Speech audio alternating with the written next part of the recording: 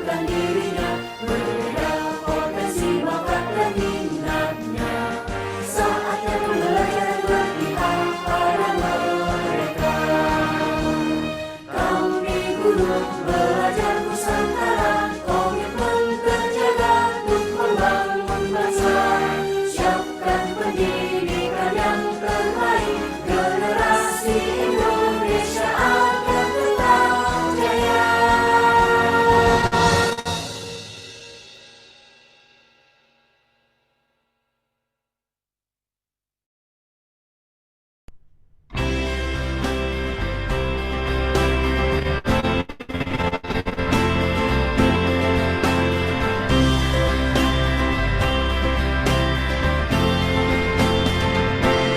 Anak negeri membawa sebuah mimpi, terangi hati dengan pekerti,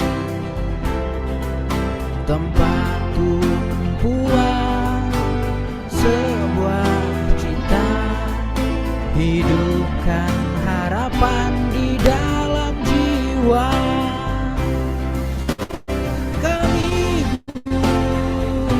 Nyalakan tanda tanya, mencari jawaban bersama-sama,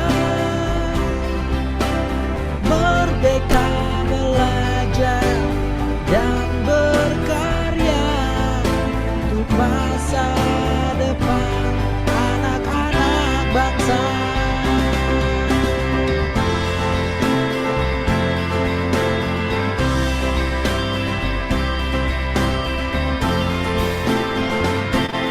Ucaplah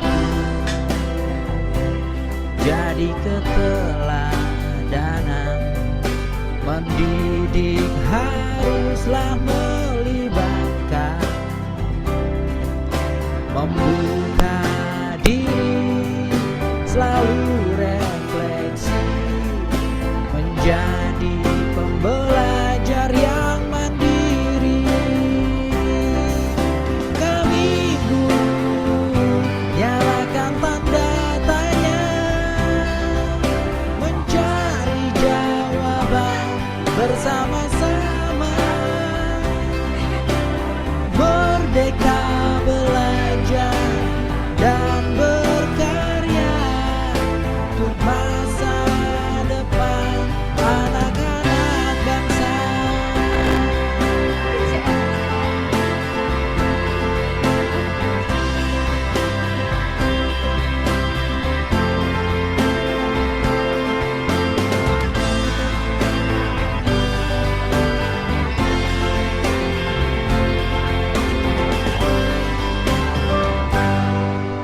Kami guru nyalakan tanda tanya,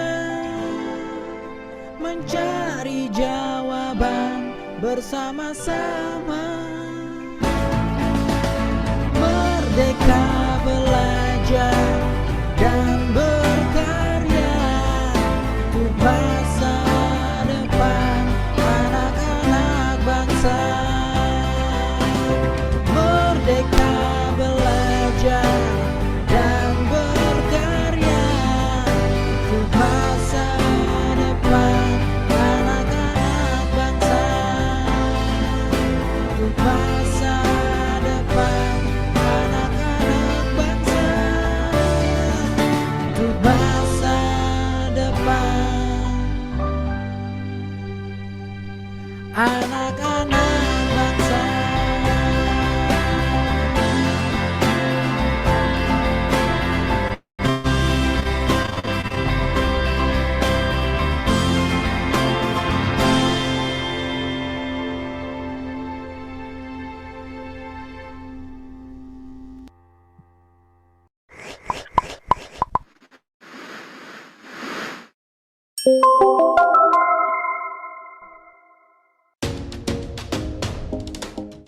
Assalamualaikum warahmatullahi wabarakatuh. Salam Merdeka Belajar. Perkenalkan, saya Usman Jabbar Mapisona, Ketua Umum Komunitas Guru Belajar Nusantara. Komunitas Guru Belajar Nusantara adalah salah satu komunitas belajar guru-guru Nusantara yang dirintis sejak tahun 2015. 4 tahun kemudian, pada perhelatan Temu Pendidik Nusantara yang ke-7 di tahun 2019, organisasi ini dideklarasikan sebagai organisasi profesi guru. Didirikan oleh guru, dikelola oleh guru, dan diperuntukkan sebesar-besarnya untuk kemaslahatan para guru. Lalu apa yang menjadi visi organisasi ini? Menjadi guru belajar. Guru dan belajar adalah dua peristiwa yang tidak seharusnya dipisahkan. Seorang guru sejatinya adalah pribadi yang secara terus-menerus tidak berhenti untuk belajar. Pada saat itulah, guru akan menjadi profesi yang agung, berkontribusi besar, membantu tumbuh kembang murid. Kami kemudian menyebutnya sebagai guru merdeka belajar. Teman-teman, apa itu guru merdeka belajar? Mereka yang secara terus-menerus merefleksikan dirinya, melakukan adaptasi dengan setiap perubahan situasi yang dihadapinya. Bukannya mengeluh dengan setiap masalah, justru menjadikannya sebagai tantangan yang harus diselesaikan. Guru merdeka belajar adalah mereka yang sadar dengan tujuannya, mandiri menemukan cara yang terbaik, serta selalu menyempurnakan tindakan-tindakannya ataupun aksi-aksinya melalui kegiatan refleksi yang berkelanjutan. Dari visi guru belajar ini, ada 5 aspek yang senantiasa diperjuangkan oleh komunitas guru belajar Nusantara. Kelima aspek tersebut adalah: yang pertama, memperjuangkan kemerdekaan belajar, memastikan setiap guru mendapatkan kesempatan untuk mengembangkan kompetensinya. Yang ketiga, memberdayakan guru terlibat dalam kolaborasi yang beragam. Yang keempat, memberikan dukungan pada para guru untuk mengembangkan karirnya. Dan yang kelima adalah mewujudkan tata kelola organisasi yang adaptif dengan perubahan. Rekan-rekan guru se-Nusantara, saat ini anggota komunitas guru belajar Nusantara sudah tersebar di 367 kabupaten kota di seluruh Indonesia. Kepengurusan sudah terbentuk di 13 provinsi dan 98 kabupaten kota. Untuk itu, saya mengajak kepada rekan-rekan guru yang memiliki keresahan yang sama, mereka yang peduli dengan pengembangan guru, untuk bergabung bersama kami, para penggerak-penggerak pendidikan di komunitas guru belajar Nusantara. Mari memperjuangkan 4 kunci pengembangan guru: kemerdekaan belajar, kompetensi, kolaborasi, dan pemberdayaan guru melalui karir yang beragam. Jadi apalagi yang Anda tunggu? Mari bergabung bersama kami di komunitas guru belajar Nusantara. Panjang umur perjuangan, guru belajar sampai akhir. Salam Merdeka Belajar. Assalamualaikum warahmatullahi wabarakatuh.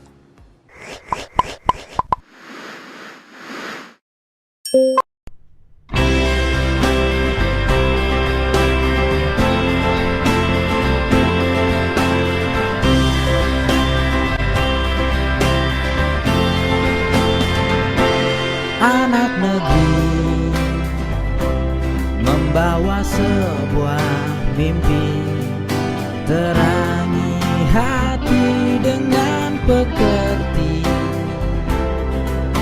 tempat tumpuan sebuah cita, hidupkan harapan di dalam jiwa.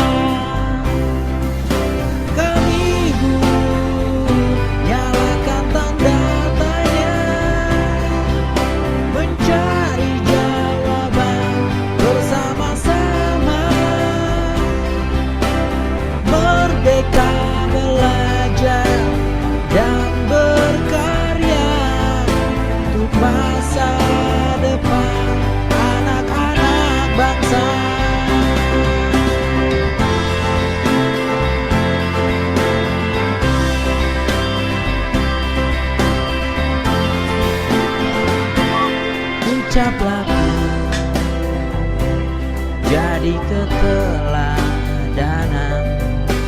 Mendidik haruslah melibatkan,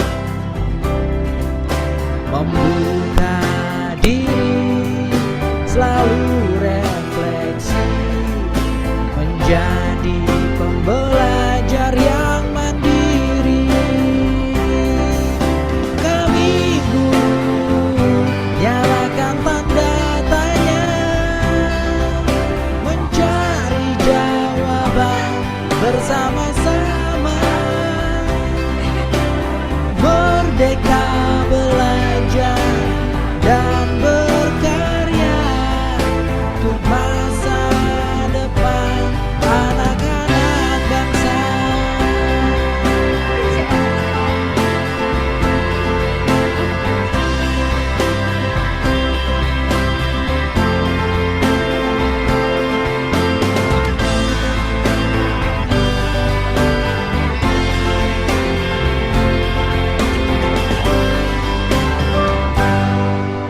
Kami guru, nyalakan tanda tanya, mencari jawaban bersama-sama, merdeka belajar dan berkarya untuk masa depan anak-anak bangsa. Merdeka belajar dan berkarya untuk masa depan anak-anak bangsa, untuk masa depan anak-anak bangsa, untuk masa depan anak-anak bangsa.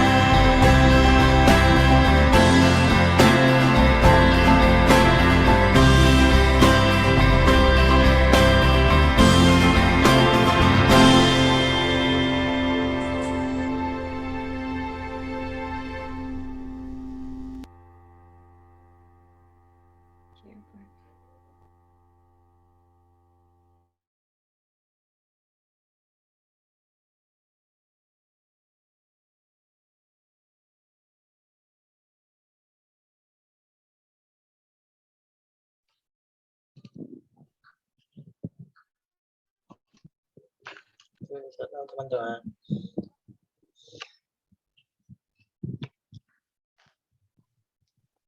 Assalamualaikum.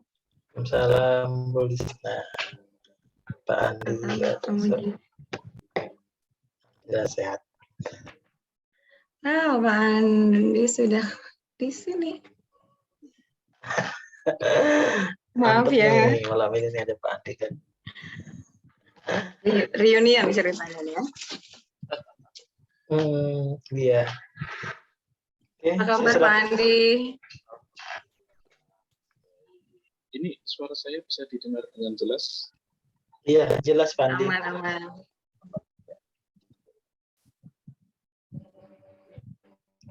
Oke, saya silakan sama Bu Lisna ya. Iya. Terus putus Mas suaranya Mas Andi? Putus. Ini? Saya cek. Ya. Masih putus-putus di Pak Mujib gimana? Putus-putus coba.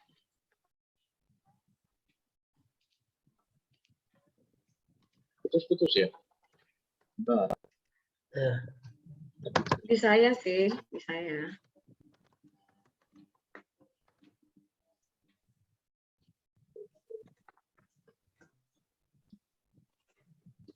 Nggak sambil headset. mohon izin ya dan jaringan dulu.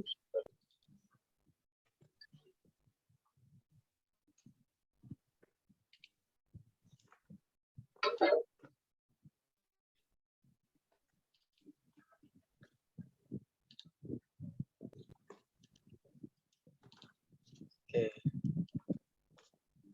Malam ini Bu Lisna ya sebagai host ya. Ya, saya nemenin ngobrol aja Pak. Iya. Bebas saja. Saya Serahkan sama Bu Lisna ya. Silakan. Oke. Siap-siap.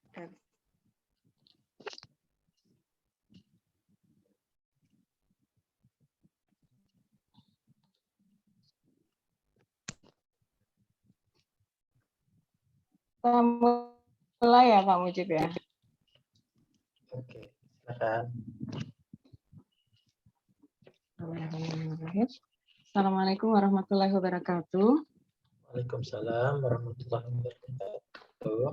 Selamat malam Bapak Ibu, Pak Mujib, Pak Andi, rekan-rekan semua, apa kabar? Alhamdulillah sehat, Lisna. Pak Pak Andi Andi ini. gimana, sehat? Kan kelihatan gemuk. Di saya kok kurang jelas ya suara Pak Andi ya? Kurang jelas. Iya. Udah Gimana? Di Pak Mujib aman suara Pak Andi? aman kok.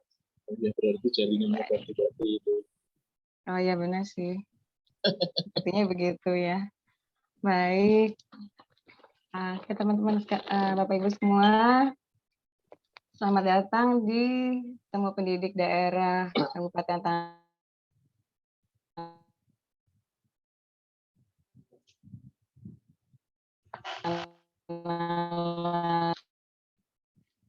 Dan hari ini kita, Sanggar Anak Alam Jogja, gitu ya Pak Andi ya? Ya, dengan tema disiplin positif. Sebelum kita berbincang, mari kita kenalan dulu. Katanya tak kenal maka tak sayang. Kenal pun belum tentu sayang ya. Iya kan? Baik. Sayang itu belum tentu Bapak Ibu, jadian. oh iya sih benar juga. Bapak Ibu, kenalkan Pak Andi Hermawan dari Sanggar Anak Alam. Beliau fasilitator di sanggar tersebut.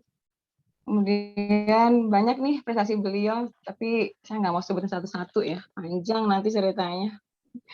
Ya Pak Mujib ya, sehabis nih cerita ajam kita nanti. Jadi Pak Andi ini, Bapak Ibu, beliau seorang fasilitator tadi, selain itu juga utamanya penulis ya Pak Andi ya, penulis di Gramedia, kemudian juga pendongeng yang sampai sekarang saya nggak tahu tuh kapan janji mendongengnya di kita ya, belum terpenuhi tuh, saya tagih nanti. Kemudian, oh iya katanya Pak Andi juga pernah tinggal di Kalimantan Selatan ya Pak Andi ya, di Ya. Banjarmasin ya. Ya. Oke, berapa lama tuh Pak Andi? Ya, kurang lebih 7 tahun ya. 7 tahun ya, oke, angka Dari ganjil bagus tuh. 2005 sampai dengan 2012. 2012, oke. Baik, saya kira cukup ya dari untuk Pak Andi kenalannya ya. Oke, sudah bergabung Mbak Andi bersama kita ada 11 orang yang mudah-mudahan nanti menyusul. Oke.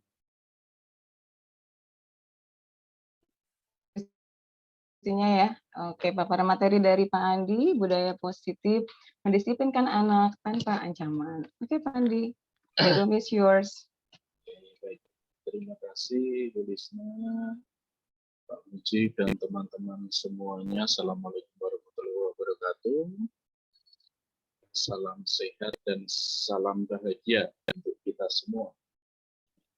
Terima kasih sudah diajak belajar itu di ini KGPN Tala ya. Ya. Tala.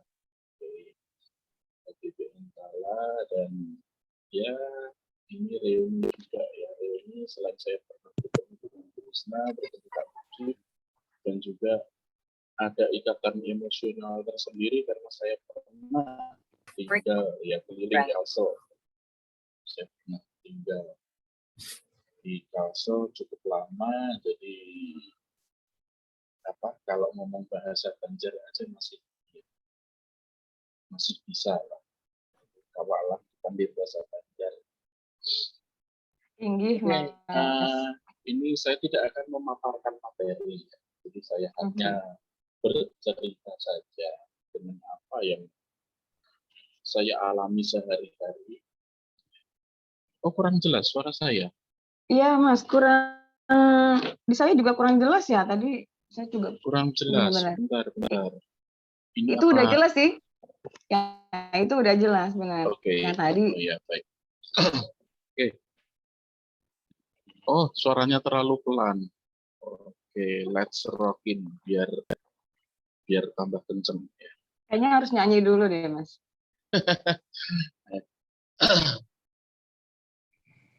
Oke, jangan nyanyi lah. Nanti bubar semua nanti. Oh, putus-putus Ibu Nurul. Oke. Jadi saya sehari-hari ini beraktivitas di Sanggar Anak Alam. Ya, Sanggar Anak Alam ini sebuah komunitas belajar, ya, komunitas belajar yang di mana kami tidak menggunakan kurikulum dari pemerintah dan kami menggunakan riset, ya, riset sebagai salah satu metode belajar kami, di mana kami berusaha untuk menggali kekasan yang muncul pada diri anak-anak. Gitu. Jadi nanti kalau teman-teman semua nanti ingin tahu lebih banyak, boleh mengunjungi websitenya ya. Websitenya itu di ini ya, www.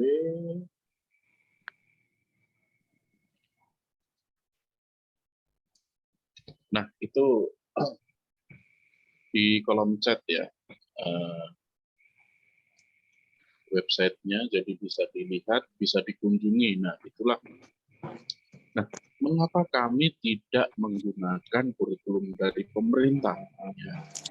Nah, karena kami yakini itu adalah bahwa anak-anak itu terlahir ini ya, anak-anak ini terlahir kan beragam dengan berbagai macam kondisi, dengan berbagai macam karakteristik yang dibawa sejak lahir. Nah, maka kami meyakini bahwa untuk melakukan pendekatan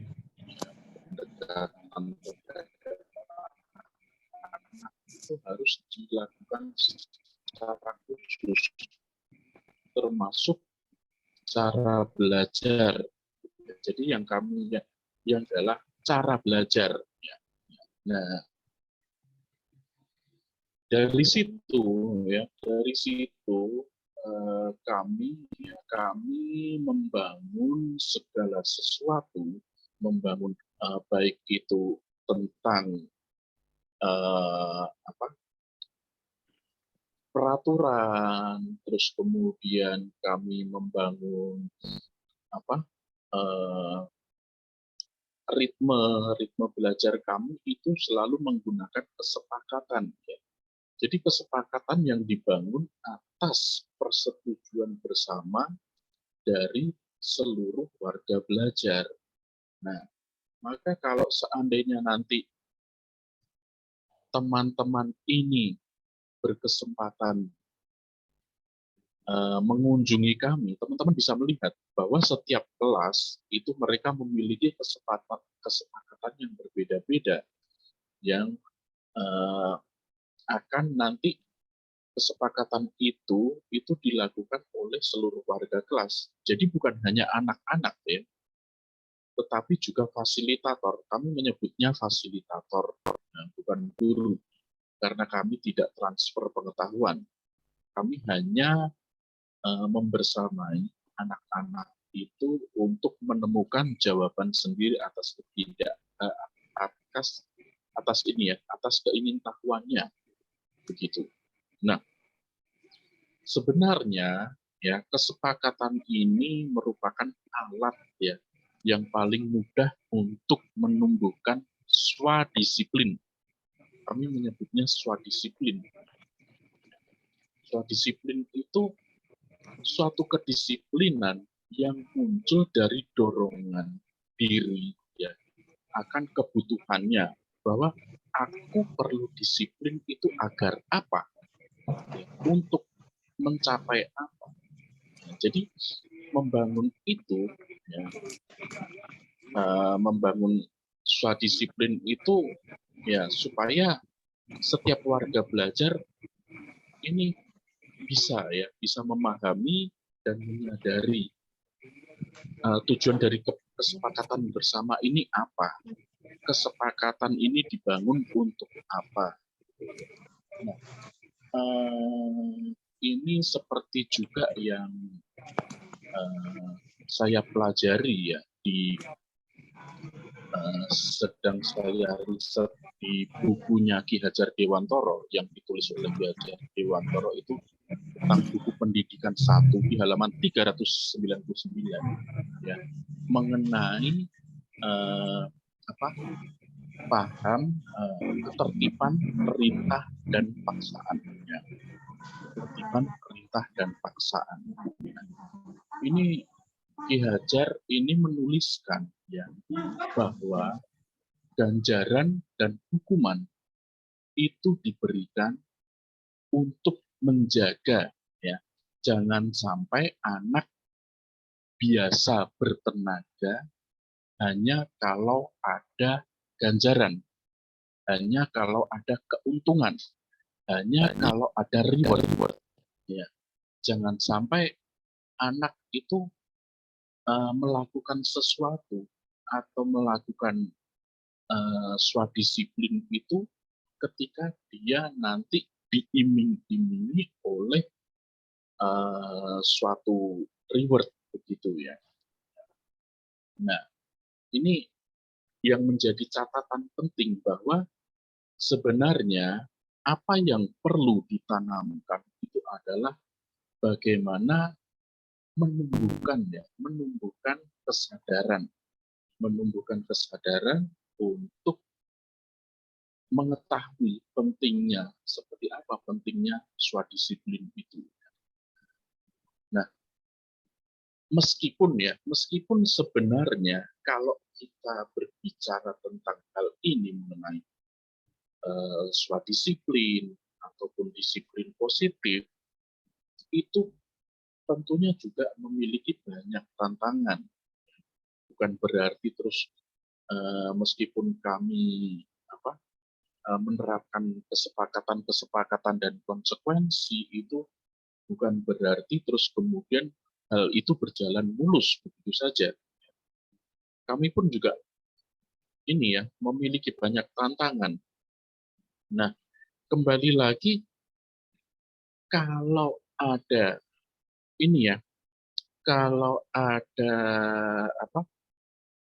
kesepakatan yang dibangun, pasti itu seberapa persen, sekecil apapun itu pasti akan ada celah yang berujung pada suatu pelanggaran, gitu ya.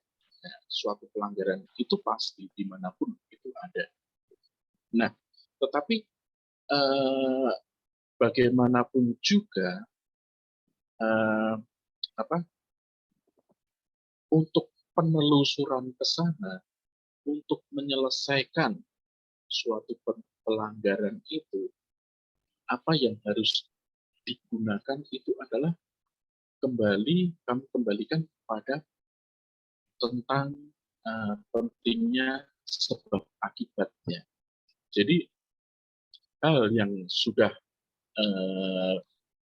biasa kami lakukan adalah bahwa yang kami lakukan dalam setiap proses itu mengajak anak untuk mengenali sebab akibat, terus kemudian anak mengalami sebab akibat. Nah, setelah kedua hal itu selesai, setelah mereka kenal dan mereka mengalami, nanti ujungnya itu mereka akan dapat merancang sebab akibat tersebut. Nah, jadi memang kalau biasanya kita sebagai orang dewasa itu selalu mudah terpancing untuk melakukan hukuman gitu ya. Hukuman. Nah, seperti beberapa waktu yang lalu ini pernah saya bahas dengan Bu Niken dari BPP Jawa Tengah. Waktu itu ada suatu tindak kekerasan yang dilakukan oleh seorang kepala sekolah di daerah Boyolali, gitu. Ya, terjadi pemukulan terhadap siswa. Ya. Nah, ini ya. Nah, ini yang ya sebelum kita masuk kepada ranah untuk menelisik lebih lanjut, ada baiknya sebelum kita melakukan sesuatu itu kita memikirkan masak-masak dulu. Kita sebagai orang dewasa pastinya kita sudah belajar lebih dahulu daripada anak-anak yang kita dampingin begitu. Maka hendaknya ya paling tidak itu kita ini bisa mengerem ya, meskipun di situ saya mendapat ini ya banyak bulian. Guru kan juga manusia gitu ya. Guru juga manusia, jadi gampang emosi dan sebagainya. Iya, saya paham. Saya pun juga manusia. Gitu. Ya. Nah, tetapi alangkah lebih baiknya ya, itu kita menahan diri ya, untuk tidak kemudian mengambil sikap yang seolah-olah kita ini bertindak sebagai hakim. Begitu. Nah, kembali lagi kepada Ki Hajar Dewantoro ya, beliau mengatakan bahwa suatu kesalahan itu sudah membawa hukumannya sendiri. Misalkan anak, dia terlambat datang ke sekolah. Dia terlambat datang ke sekolah, ya itu hukuman yang sudah terjadi kepada dirinya itu adalah materi yang sudah berlangsung, itu tidak akan dapat diulang, ya tidak akan dapat diulang untuk hanya menjelaskan kepada dirinya yang terlambat. Nah, itu kan sebenarnya sudah suatu kerugian tersendiri, suatu suatu hukuman tersendiri bagi dia. Dia sudah rugi, ya. Dia tidak mendapat materi secara utuh. Nah, itu sebenarnya yang boleh kita sadari bersama. Nah, sementara untuk kemudian nanti kita memberikan hukuman, nah itu kita juga bukan hukuman ya, kita jangan pakai kata hukuman deh. Kita menerapkan konsekuensi ya, kita menerapkan konsekuensi itu kira-kira itu relate enggak, nyambung enggak dengan apa yang ada. Misalkan kok anak terlambat disuruh membersihkan kamar mandi, gitu ya. Itu kan enggak relevan. Jadi kalau kita menerapkan ini suatu kesepakatan itu harus selaras ya, harus selaras dengan kesalahannya. Ya. Nah, misal ya itu tadi, kalau seandainya anak terlambat, ya minimal dia harus pulang mundur. Ya, pulang mundur pun dia juga harus ini ya, harus kalau mau tahu, kalau mau apa ya, dia pengen ngerti tadi di awal bapak sama ibu guru ini ngomong apa sih, dia cari tahu sendiri dari teman-temannya, dengan catatan teman-temannya mau memberikan jawaban gitu ya. Dan juga keterlambatan pun itu pun harus juga ini ya di apa, kita cari tahu dulu kira-kira alasan dia terlambat itu kenapa, ada sesuatu yang logis enggak. Terlambat kalau hanya karena malamnya nonton Piala Dunia terus habis itu bangunnya kesiangan, nah itu salah sendiri, itu nggak ada ampun gitu. Jadi ya seperti yang disampaikan oleh Pak Arif Yandi ini ya, konsekuensi logis. Jadi logis yang masih bisa diterima dan itu selaras dengan yang menjadi kesalahannya. Oke, mungkin begitu dulu Mbak Lisna apa yang Oke. bisa saya sampaikan. Siap, terima kasih Pak Andi. Baik, teman-teman tadi mungkin memperhatikan ya Pak Andi beberapa kali mengutip dari Ki Hajar Dewantara gitu. Oh ya, saya tambahkan nih, Pak Andi ini researcher gitu ya, peneliti di apa tulisan-tulisannya Ki Hajar Dewantara. Ini diskusi bentuknya ya, silahkan ada yang mau didiskusikan tadi dengan apa yang sudah disampaikan Pak Andi. Tadi saya kutip begini Pak Andi.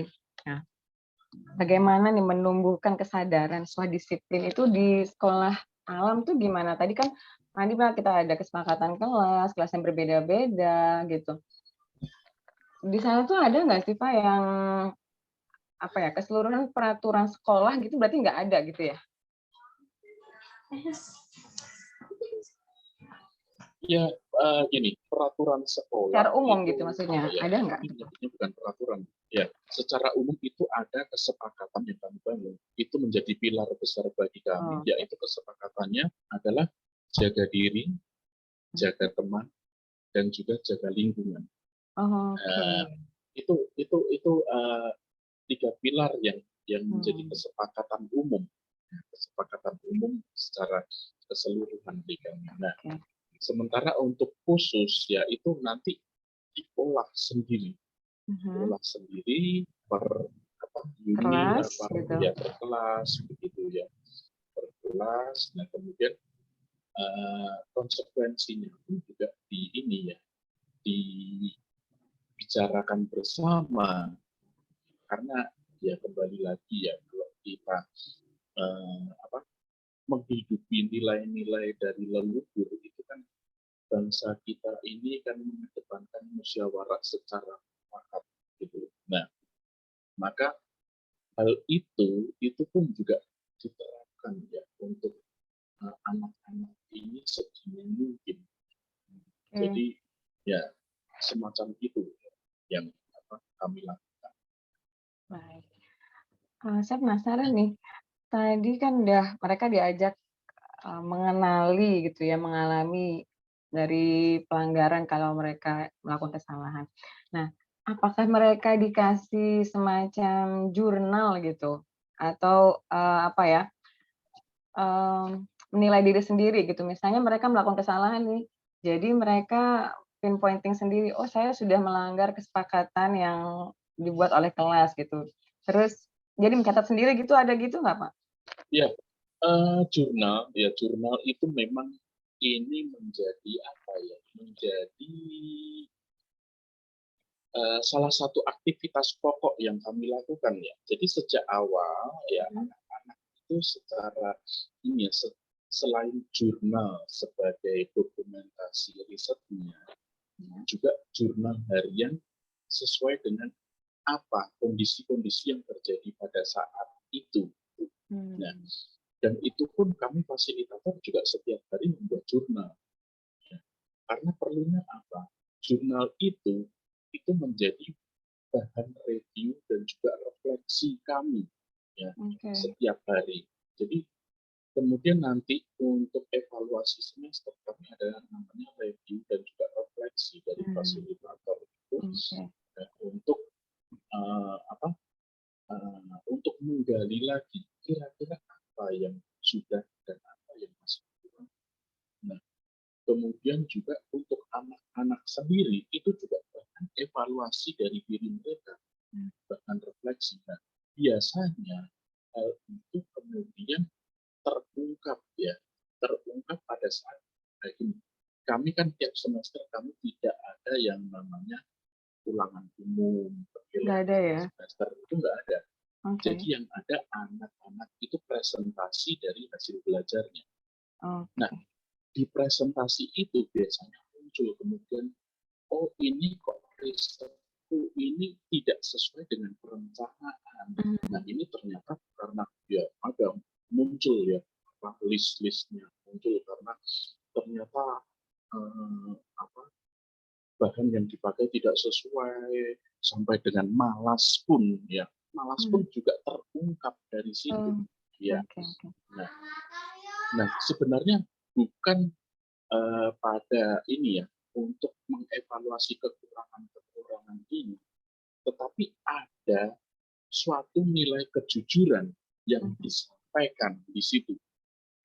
Ketika dia merasa, dia mengakui bahwa dirinya itu malas, nah itu kan sesuatu yang sangat luar biasa ya. Jadi bukan yang seperti udah malas nggak mau ngaku lagi, nah itu kan yang repot. Gitu. Maka dari situ muncul terus kemudian itu sebagai bahan evaluasi, untuk ini ya. Untuk nanti kemudian digunakan sebagai persiapan semester ke depan. Jadi kalau saya simpulkan itu ada self reward dan self punishment ya Mas ya. Kesepakatan dan konsekuensinya. Gitu. Mungkin ada tamu dulu boleh di sela. Enggak, mungkin Pak Andi ada tamu dulu, boleh di sela. Enggak. Ini tadi ada ini aja kok. Teman ngambil. Oke. Ya, mari mungkin kita lihat ke ini Pak ya, ke chat. Iya. Baik. Nah, itu tuh. Oke. Ya. Kita scroll chat dulu. Oke, kita chat dulu deh. Respectful, valuable, helpful. Ya. Oke. Dari banyak ini. Ya.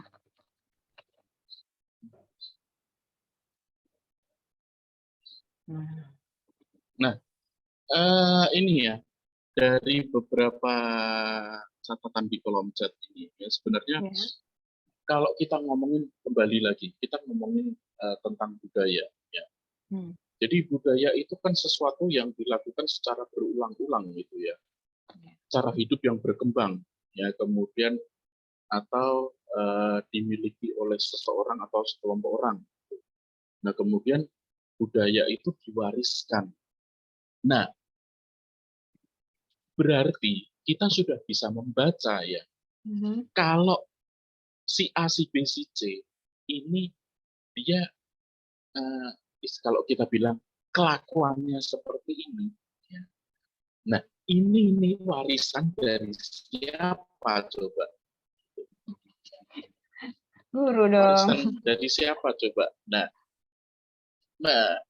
itu kan berarti ada beberapa kemungkinan ya, yang bisa ditebak, yang potensial mempengaruhi itu, mungkin lingkungannya, orang tuanya, ya, atau kita sebagai pendidik di sekolah. Nah, itu pasti akan ada turunan gitu, yang terjadi di situ. Nah, itu bisa menjadi cerminan sebenarnya. Oke. Mas, saya foto dulu deh. Kan tadi, itu seperti lingkaran gitu ya. Nah, kita tuh udah harus memutus lingkaran yang turun-temurun tadi tuh. Nah, gimana caranya nih saya lihat di sini. Karena kita nggak sadar ya, katanya kita juga memberikan hukuman yang sama dengan anak-anak kita. Kemudian gimana caranya untuk dapat guru-guru bisa memberikan konsekuensi yang selaras gitu. Kan tadi contohnya Mas Andi bilang terlambat kok disuruh bersihkan kamar mandi, kan nggak logis gitu. gimana tuh kita supaya memutus rantai yang tuh berulang-ulang terus tuh. Nah, gitu. Ya. Ya, ini seperti yang disampaikan oleh Pak siapa Hederiyadi ya, ini di Ya. kolom chat ini ya. Ya, itu benar banget itu. Tidak mudah dan perlu kulit badak dan muka kuat untuk melaksanakan ini. Karena apa? Ini sesuatu yang beda kalau kita mau memutus ya, memutus mata rantai ini atau memutus lingkaran ini kan sesuatu yang beda dari biasanya. Karena biasanya di kita ini kebiasaannya kalau ada sesuatu yang beda itu kan dianggap aneh. Aneh, iya benar. Nah, maka perlu kulit badak dan muka tembok ya. Dalam artian begini, kalau sesuatu itu tidak dimulai sedini mungkin atau sejak awal ya, sejak awal, nah itu maka tidak akan terjadi yang namanya perubahan ya. Nah, seperti contohnya apa yang dilakukan oleh ini ya, menteri kita saat ini. Beliau membuat banyak macam perencanaan-perencanaan yang berguna untuk memajukan pendidikan kita begitu. Nah, ini adalah salah satu upaya untuk istilahnya merubah ya atau membuat sesuatu yang beda, untuk ini untuk suatu perubahan yang baik, meskipun ini baru ya, hanya berapa persen gitu yang berhasil. Tetapi kalau ini tidak dimulai, tidak dilakukan, dan masih tetap sama aja seperti yang sebelumnya, ya maka tidak akan ada perubahan, hanya stagnan begitu aja. Itulah salah satu upayanya. Kayak lagu gitu ya Mas ya. Ya kan? Aku Gimana? masih, Coba nyanyi. aku masih seperti yang dulu kan gitu lagunya. Itu lagu tahun berapa ya? Iya. Saya kok nggak tahu lagu itu. Baik. Jadi memang tadi katanya kita harus yang memulai. Nah sekarang memulainya tuh dari gimana nih, kan sekolah tuh nggak cuma kita sendiri, guru-guru yang sadar ini harus berubah nih, ini harus dimulai nih. Gimana memulainya tuh Pak Andi? Ya, oke. Mulai ya. Jadi sebenarnya tidak ada pattern khusus ya untuk mau memulai dari mana, kapan memulai ya. Dimulai dari mana itu adalah berawal ketika teman-teman menemukan peristiwa yang kemudian peristiwa itu mengharuskan kita untuk peka, kemudian untuk kita bisa merespon peristiwa itu, gitu ya, peristiwa itu. Nah, kan peristiwanya kapan, ya, seperti apa, kita nggak pernah tahu. Jadi, yang perlu kita latih adalah bagaimana kita belajar untuk bisa dan terbiasa ini ya, merespon peristiwa-peristiwa itu. Ya. Dan ya mulai dari mana, kapan, dan seperti apa, ya kita lihat kembali lagi adalah peristiwanya. Kita bisa menggunakan kalau kita dulu pernah ini ya, kita pernah melakukan penelitian, ya itu ada data yang diungkap, gitu ya, ada data yang diungkap, terus kemudian data itu diolah, habis itu kesimpulannya apa yang didapat, maka setelah itu baru penerapannya. Itu, oke.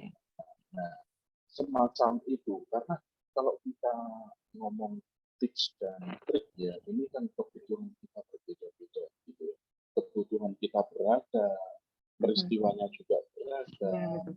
Ya, mau mulai dari kapan ya membekali diri kita dengan kemampuan untuk menggali terus bagaimana kita bisa merespon peristiwa. Gitu. Oke. Baik, jadi dari ini nih ya tadi. Oke, mari kita lihat ke ini lagi, Mas. Kalau mencet lagi, nah kata Pak Mujib, diffusi perubahan bahwa dari terlihat aneh, diejek, ditolak, dikritik, dan yakin akhirnya akan diterima. Oke. Pak Arif nih lebih sering diragukan. Baik, saya undang Pak Arif. Oke, gimana Pak Arif Yandi nih? Diragukannya seperti apa? Boleh deh Pak Arif, open mic-nya. Gimana Bu? Halo, Halo, apa kabar Pak saya lagi sama Kepsek? anak ini. Oh, nggak apa-apa. Sama istri juga nggak apa-apa kok. Lagi mau ngomong. Oh, nggak mau. Siap. Bagaimana nih diragukannya seperti apa Pak Yandi? Ya sebenarnya kalau diragukan tuh ya mungkin karena memang dari basic saya juga gitu ya. Dari guru Gimana? yang sebenarnya nggak ngapa-ngapain sebelumnya gitu. Oke, sekarang apa-ngapain? Sekarang nggak diragukan lagi ya? Nggak diragukan, sekarang udah. Enggak, akhirnya kan temen tahu gitu. Allah ini paling cuma ini doang lah, apa namanya, anget-anget aja gitu. Nanti Oh juga gitu. gitu sih sebenarnya. Tapi sekarang Nah, ya kata Pak Muji tadi udah setengah jalan, mudah-mudahan ya Pak Muji bisa konsisten gitu, minta doa. oke. Jadi kalau disuruh memilih nih Pak, diragukan apa lebih suka diragukan apa direndahkan deh gitu? Ya terserah aja sih, kalau saya sekarang udah tak banting lah. Enggak, saya tuh pernah. Direndahkan udah pilih Ayo, gimana aja. pilih harus gimana? Mau direndahkan apa diragukan? Yang mending diragukan lah. Kalau Oh, kan diragukan diragukan. Jadi kalau diragukan bisa dibuktikan gitu ya. Iya. Oke, siap. Sekarang udah ada masa pembuktian ya Pak Arif ya. Iya. Baik, kita doakan terus. Oke, selanjutnya terima kasih Pak Arif. Baik, Oke, gimana? Pak Andi dari Sanggar Alam Jogja ya Pak? Iya. Betul Pak, iya Sanggar Anak Alam. Apa dulu kalau nggak salah gimana itu, ada punya mentor Pak Yudis kayaknya ya Pak? Apa Pak Yudis di Sanggar Ya, Alam juga? betul, iya. Yudis itu ini ya, ketua PKBM kami, kepala sekolah. Nah, oh iya itu. Reunian ini di sini. Ya rasa pernah dengar gitu Sanggar Alam gitu. Ya. Oke. Main ke sana nanti. Ya. Saya dulu juga pernah punya impian ya waktu itu ya, sebelum saya mengenal Sanggar Anak Alam gitu. Karena gini, Banjarmasin itu kan kota ya. Kalau kita ini ya, lewat jalan veteran itu kan juga masih tetap kota. Dan itu masih satu kompleks ya, dekat dengan SMP 6 kalau nggak salah waktu itu. Ya. Itu ada sekolah, ya, itu ada SD. Saya melihat di situ SD itu hanya diampu oleh guru honorer. Sementara guru PNS-nya hanya masuk setiap tanggal 1 ketika gajian. Dan karena kekurangan tenaga yang menampung hanya guru honorer, maka kelas itu menjadi digabung gitu. Oh, 1, 2, 3 digabung, 4, 5, 6 digabung. Nah ini kan sesuatu yang memprihatinkan ya. Apakah sudah sedemikian memprihatinkannya ini? Nah ini saya dulu, maka ini yang kemudian menjadi awal saya meriset ya, tentang metode pendidikan alternatif. Gitu. Nah saya dulu sempat mau buat di sana, saya waktu naik ke daerah Magalau gitu ya.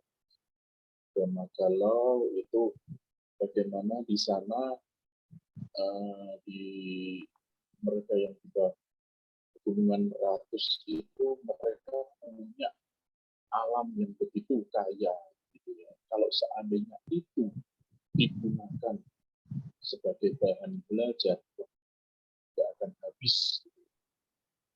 Ya, tidak akan habis. Maka ya sebenarnya mereka kemudian nanti bisa ini ya, secara apa ya, secara pengetahuan itu akan terbangun begitu, daripada hanya menunggu apa gurunya yang nggak pernah masuk itu. Mereka akan bisa menumbuhkan bagaimana mereka kesadarannya untuk aku ini belajar untuk apa sih? Itu kan yang jarang ya dimiliki oleh anak-anak kita, karena selama ini yang paradigma yang dibangun itu adalah kalau sekolah itu ya kamu pakai seragam, kamu berangkat, nanti kamu buka buku, kamu menyalin buku begitu ya, kamu dengerin guru ngomong, selesai. Dan itu sudah terjadi tahunan begitu ya. Dan apapun kurikulumnya ya jatuh-jatuhnya tetap CBSA ya, catat buku sampai habis gitu. Jadi hanya mengalin aja, catat buku sampai habis gitu. Itu yang apa ya, kemudian menumbuhkan ini ya, ketertarikan saya untuk meriset lebih jauh tentang pendidikan alternatif. Begitu.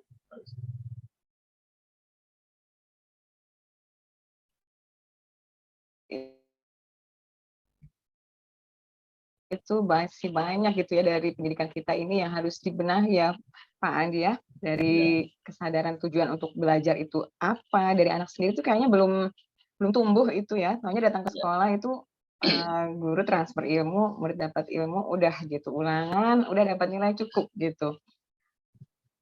Sejauh ini kan cuma itu kita ya. Nah, ini seperti kata Mas Andi tadi, Pak Menteri sekarang sudah melakukan perencanaan, terobosan gitu ya, yang mudah-mudahan para guru ini mengapresiasi dengan baik dan guru mau belajar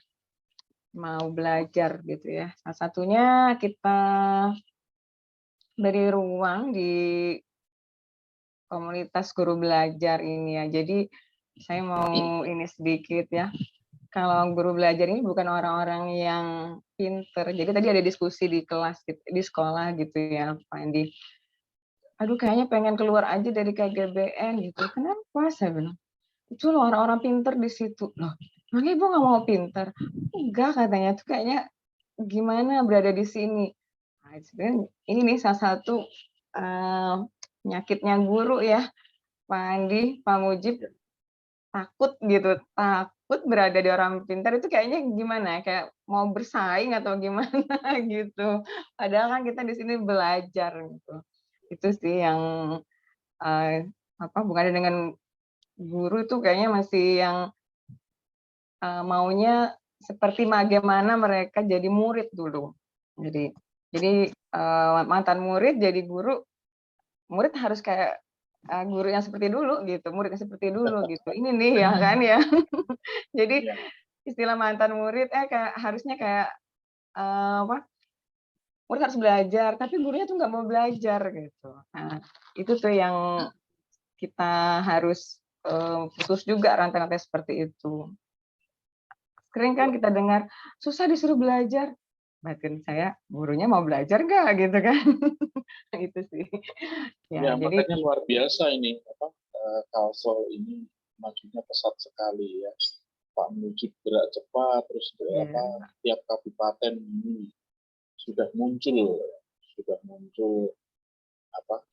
KGBN belajar komunitas belajarnya gitu. Iya, komunitas belajarnya itu muncul. Jadi harapannya akan ya banyak ya teman-teman, justru kadang justru sebenarnya kalau yang saya bilang itu kok mereka itu malu gitu loh, padahal yang ngomong orang-orang pintar semua, padahal sebenarnya beliau itu juga pintar yang luar biasa yang benar yang bisa kemudian dibagikan juga untuk teman-teman yang lain. Iya, pasti kecilnya kan punya praktik baik ya Pak Andi ya, yang akan di-share kayak gitu.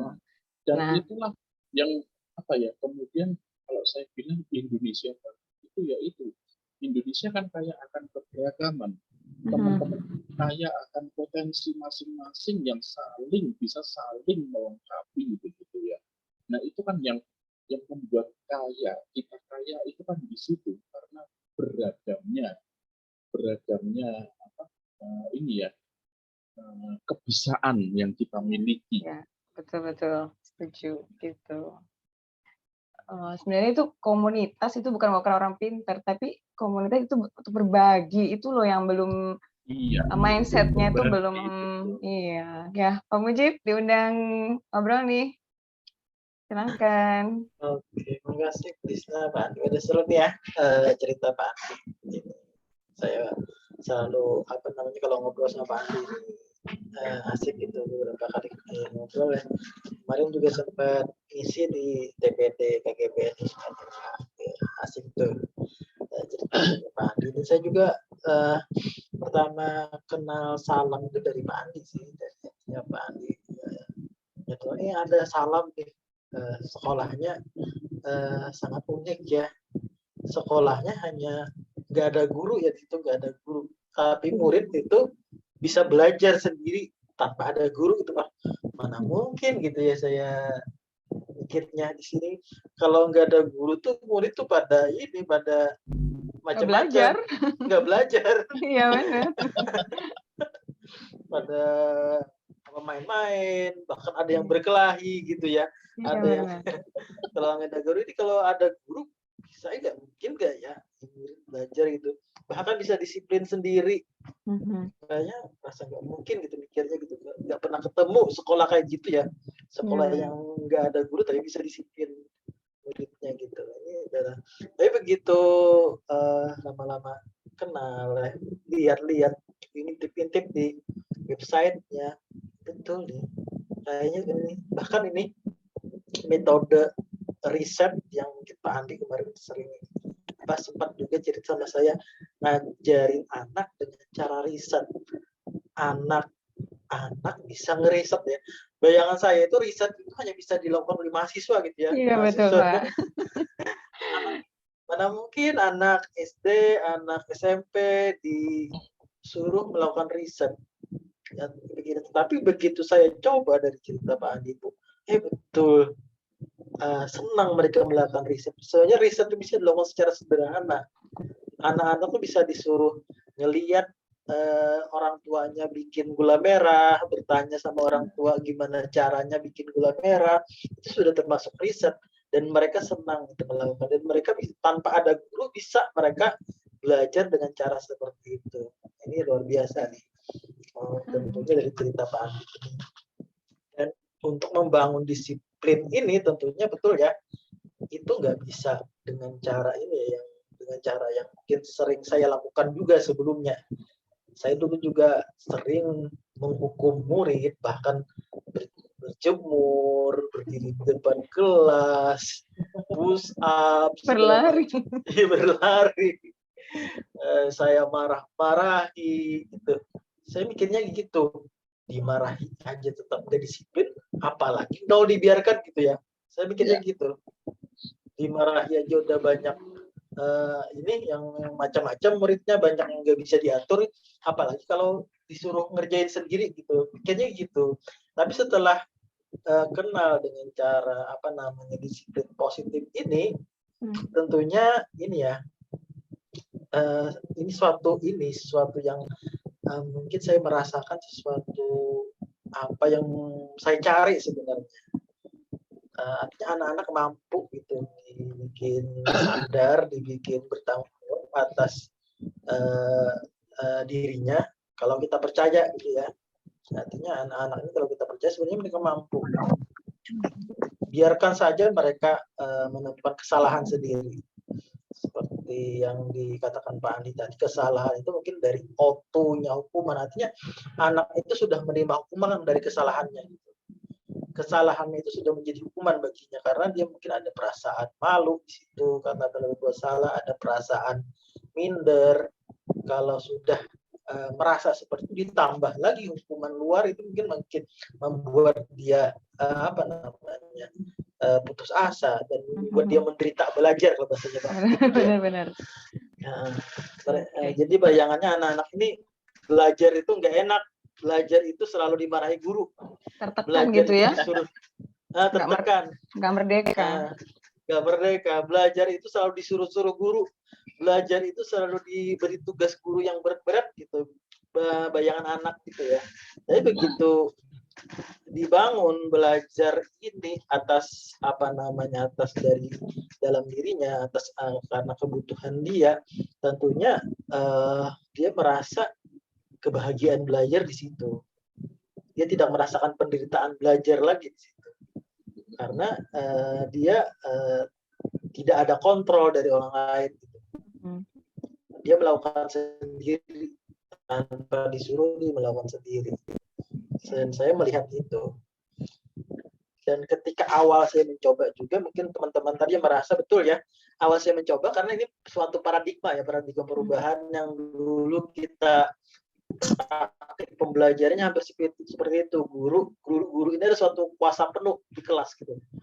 Di sekolah apa yang guru perintah, apa yang beri guru instruksi, itu yang murid lakukan gitu. Dan sehingga kontrol itu ada pada guru, dan ini sudah sejak lama kita lakukan, bahkan dari sejak kita jadi murid juga ya, seperti kata Pak Yandi, guru kita melakukan treatment seperti itu ya, tentunya kita juga melihat harus ingat itu, oh guruku kemarin seperti meniru itu akhirnya, nih, iya. nanti muridku aku bikin seperti ini juga nih, ya, kan seperti itu. Lalu kita merubah paradigma ini dengan cara memberikan kemerdekaan kepada murid, dan ini mungkin terlihat aneh ya Pak Andi dan aneh, dan kawan-kawan itu Bang, ini apa ini mau-maunya di apa manja-manjain murid gitu, mau-maunya biarin murid gitu, terlihat aneh. Dan bahkan teman-teman itu kan banyak ini merasa ini sesuatu yang salah. Tapi ketika saya melewati beberapa fase yang mungkin saya kenal itu sejak 2019 ya, dengan Merdeka Belajar ini, saya melatih dari fase awal itu dari aneh, selalu dibully, disebut apalah segala macam, nggak punya teman, bahkan di sekolah itu sendirian gitu ya, sekolah itu sendirian. Itu saya melatih beberapa fase itu. Aneh, kemudian ditolak, saya ngajak teman-teman gini-gini, aduh pemujib aja sendiri. Saya males lah kayak gitu, capek-capek kan ditolak seperti itu.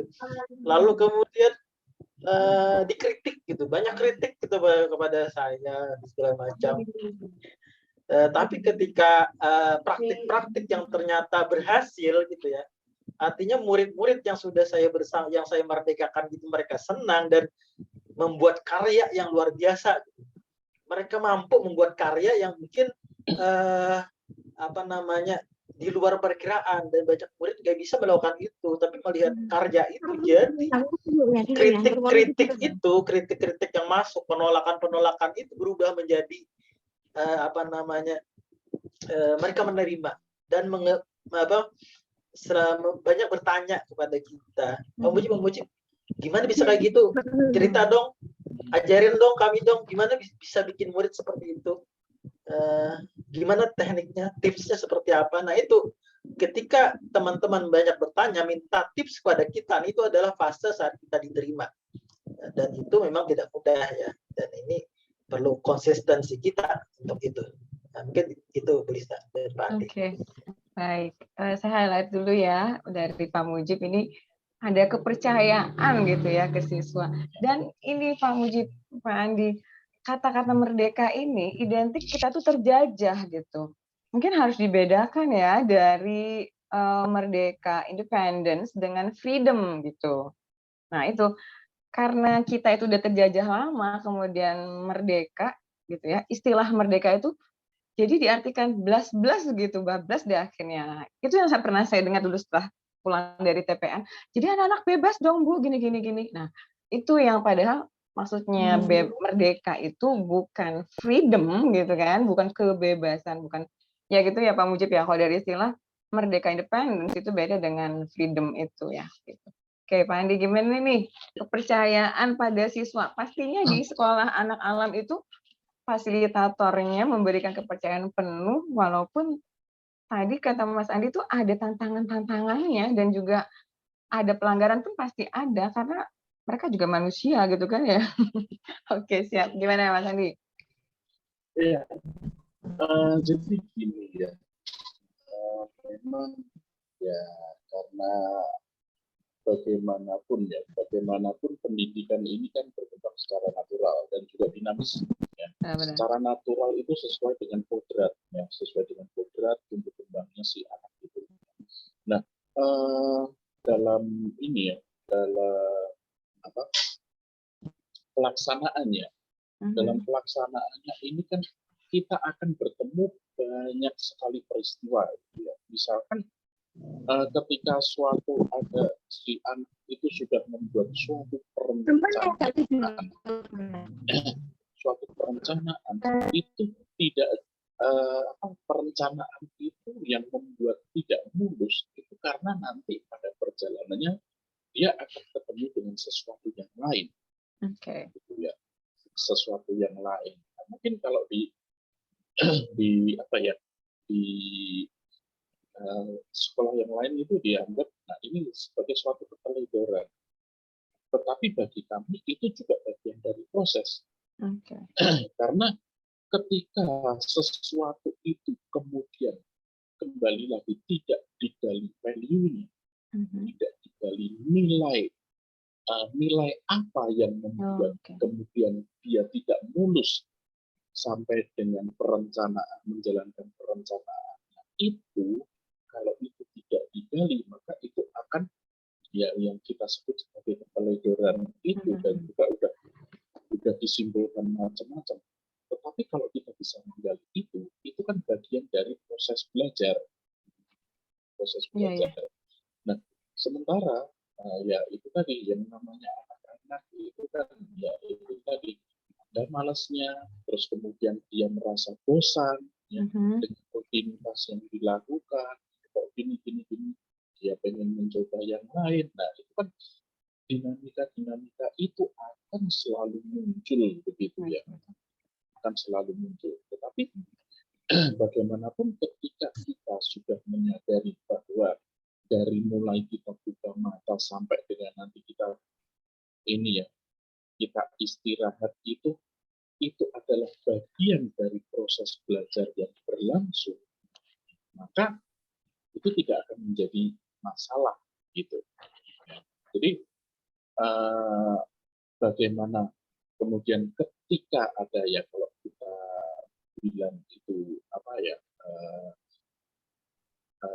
ada hal-hal yang terjadi di luar kesepakatan itu ya yang dibutuhkan adalah bagaimana kita bisa menggali reason ya, alasan apa yang muncul begitu, apa yang menjadi kok sampai seperti ini. Nah, itu yang sering kita lupa gitu.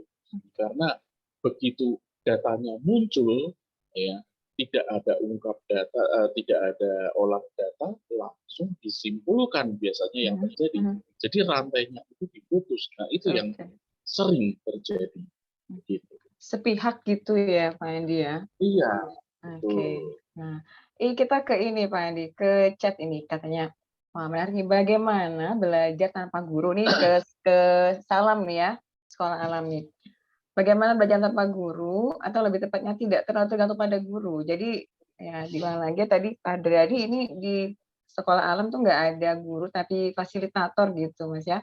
Menarik nih, adakah tips yang ya paling tidak sebagai langkah pertama untuk menyadarkan dan membiasakan ini gitu. Jadi di sana tuh gimana sih Pak Andi pembiasaannya itu yang ya minimal tadi yang mereka tuh ada kesadaran diri itu seperti apa dibangunnya gitu. Gini ya mungkin ya Pak Hadriyadi pacar. Atau gini deh Pak Hadriyadi saya undang ngobrol di sini deh Pak Hadriyadi. Boleh open mic deh. Biar dengar suaranya. Iya, kenalan nih Pak Andi sama Pak Hadriyadi. Silakan Pak Hadriyadi. Ya, assalamualaikum warahmatullahi wabarakatuh. Kedengaran ya suara saya ya? Aman-aman. Boleh on cam juga Pak.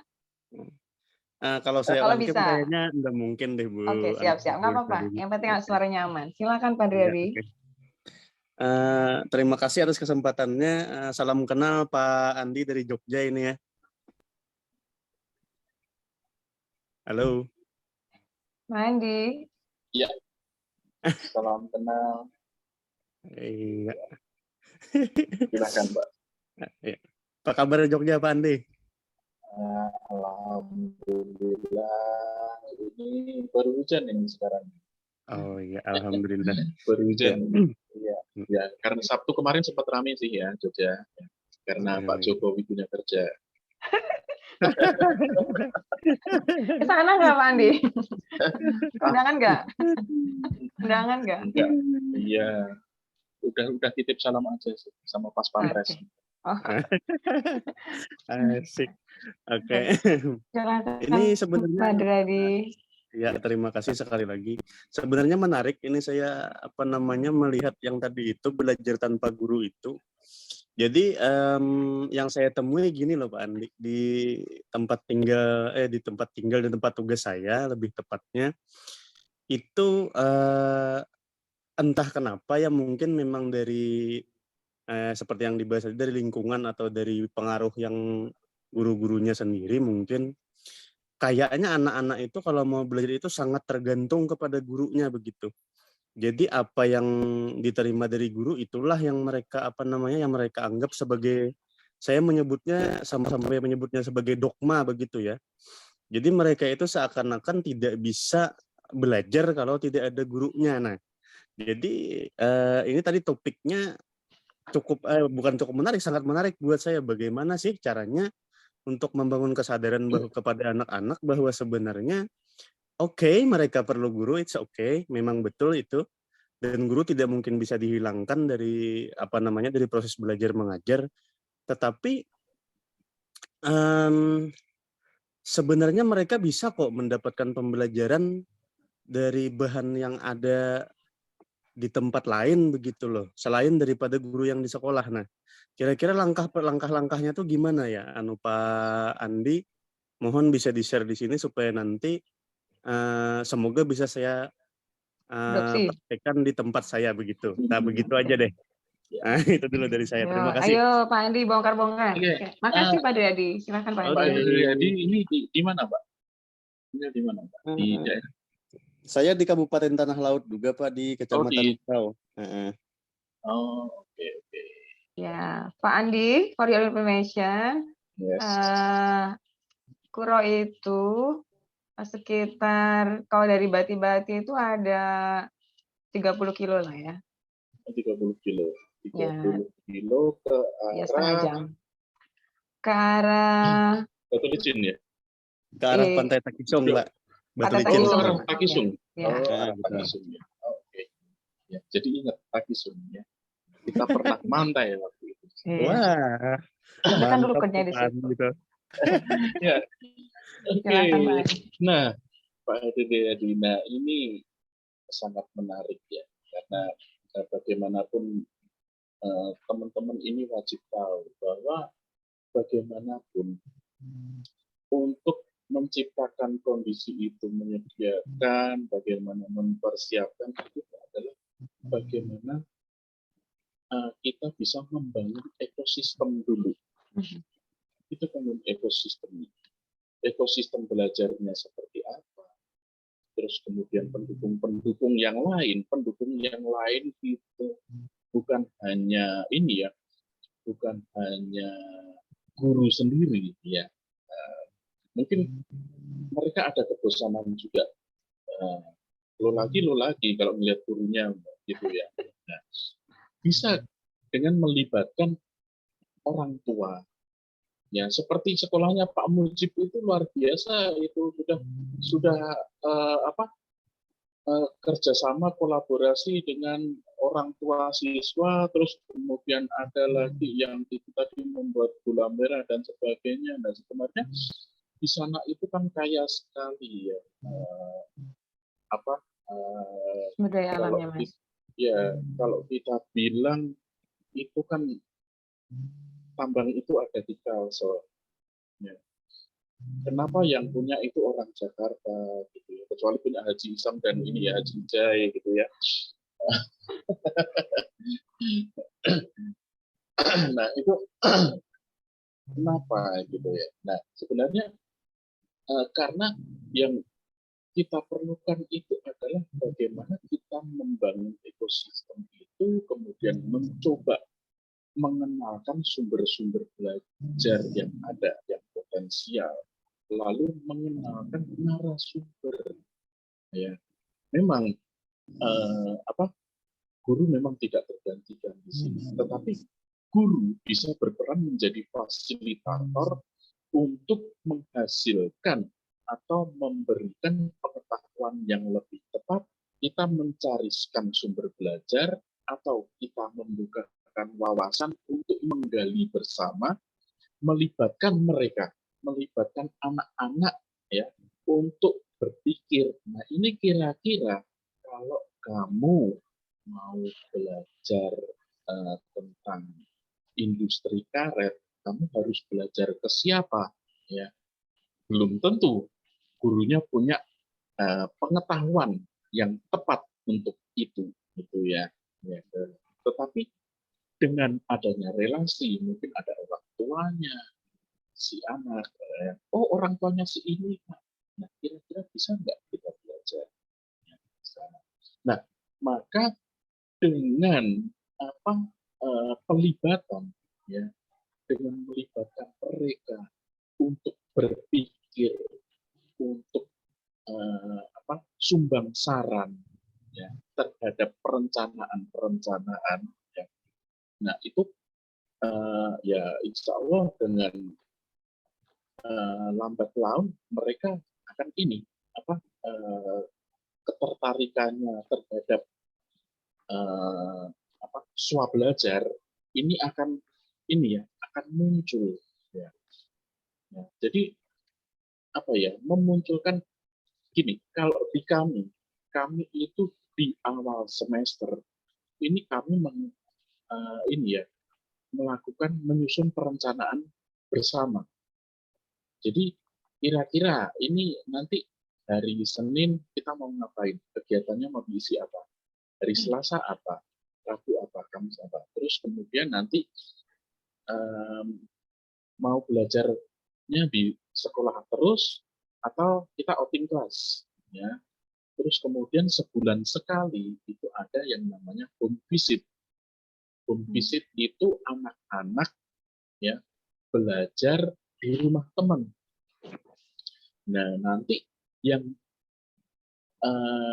yang menjadi fasilitator adalah orang tua dari teman ini ya, supaya si anak-anak juga mengenal, oh ini adalah ayahnya si A, ini ayahnya si B, lalu oh ternyata ayahnya si A ini profesinya ini, bekerjanya ini, atau punya usaha ini. Oh aku kemarin sudah belajar ini loh dari.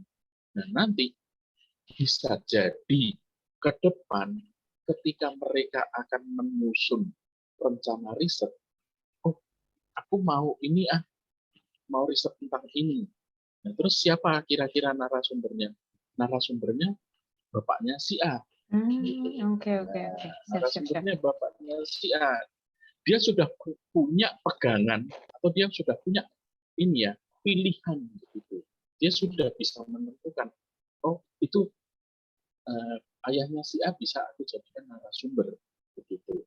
Nah, itu kan ada suatu kolaborasi positif ya yang bisa dilakukan, bahwa ya kembali lagi pengetahuan itu bisa didapat dari manapun dan juga dari siapapun itu ya seperti itu. Nah, kemudian nanti kita sebagai guru itu perannya itu hanya nanti ya memantik ya memantik kira-kira ini rencanamu sudah sesuai belum, sudah beres belum ya semacam itu. Oke. Kira-kira menjawab ya. Oke. Pak Hadradi gimana? Oh iya, sebelum ke Pak Luar Hadradi biasa, saya Pak, pernah luar gini biasa. nih. Hmm. Gimana? Ayo Pak, bukan baliknya gimana? Pak Riyadi, Iya, tertarik untuk ke sana, main ke sana? mantap. Kalau kalau misalnya ada kesempatan nanti, insya Allah Oke. saya main-main lah ke tempatnya Ya. Pak Andi supaya bisa nanti melihat. Kemudian Oke. kayaknya banyak nih hal baik dan baru yang bisa saya coba nanti di Oke. sana nih. Oh Ya, nanti kalau iya. masih Oke. dibutuhkan obrolan lebih lanjut, ya saya ada di grup ini kok. Saya ada Oke. di grup. Iya. Ya, terima kasih banyak Pak Andi, luar biasa nih. Sama-sama. Sangat menarik sekali. Sekarang saya tanya nih, Pak Andi. Tadi kan misalnya katanya kita Senin ngobrol ini, Selasa ini. Nah, sekarang saya penasaran nih, bagaimana murid anak di sana itu mengenali kebutuhannya. Nah, oke, gimana nih? Oke, ya. Mereka mengenali kebutuhannya itu dari, ya kalau ini ya, dari mungkin perencanaan itu yang muncul ya. Oke, sebentar. Karena Maksudnya apa kalau di ada awal- obrolan atau misalnya melihat lingkungan atau melihat keadaan misalnya ini nih negara kita lagi gini nih, lagi gimana nih? Apa dari situ atau gimana? Nah, itu dia. Iya. Nah, biasanya kan kemudian ada obrolan ya untuk seperti itu. Oke. Ada obrolan, Cakapan-cakapan ya. ya ada, karena bagaimanapun di awal di kelas-kelas dasar itu kan juga tetap mereka harus dipantik ya, memantik. Misalkan ini, kalau kamu mau meriset tentang menanam, nah kira-kira apa aja nih yang diperlukan ya. Nanti muncul datanya media tanam, terus kemudian alat pertanian, bibitnya, benihnya. Nah, itu di awal. Nanti kalau mereka sudah terbiasa itu, mereka akan dengan sendirinya kan mengenali, oh aku butuh ini. Sekarang risetku tentang ini ya, tentang memasak misalkan. Oh aku butuh ini. Sampai dengan kebutuhan untuk dia mencari narasumber itu dia sudah bisa mengkolek sendiri, mengumpulkan sendiri. Nah, ya pastinya di awal itu perlu pemantik ya. Nah, pemantiknya ini ya kita ini pemantiknya gitu ya. Begitu.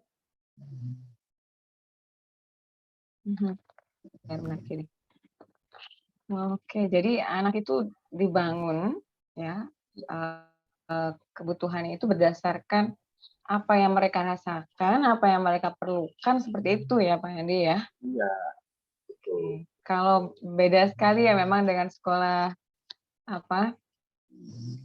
Nah, makanya itulah yang disebut sebagai budaya, itu karena sesuatu yang direpetisi ya. Direpetisi dilakukan berulang-ulang. Nah, itu akan menjadi budaya, itu kan di situ nilai budayanya.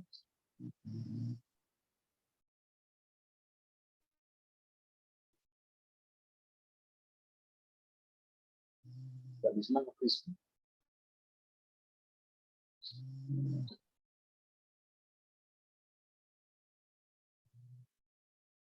Ya, sepertinya ngebis.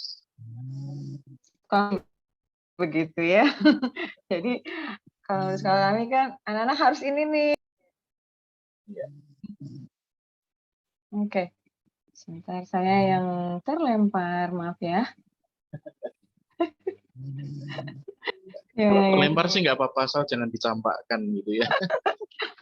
Sakit dong, sakitnya tuh di sini. Oke.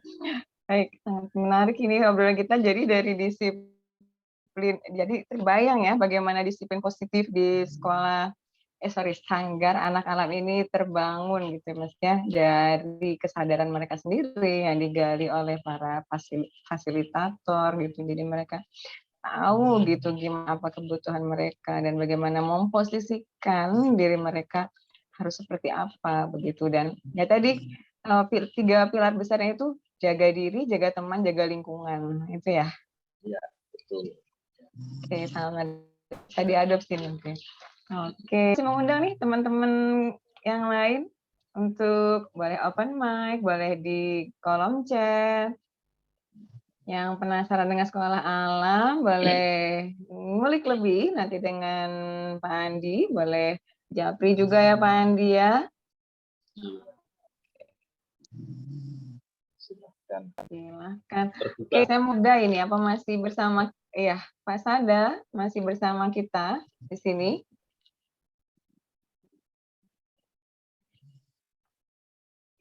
Ada Pak Sada nggak ya? Oke. Atau bagaimana? Pak Mujib? Oh, ada itu Pak. Oke. Di kolom chat Mas Andi. Nah, oke. Di Sanggar Alam, peserta didiknya dari kalangan apa aja? Berapa total peserta didiknya? Dapat ijazah enggak? Terus nakal seperti apa? Ini benar-benar bikin penasaran nih sekolah alam. Oh iya Bapak Ibu, saya jadi ingat nih. Bentar ya Pak Andi ya.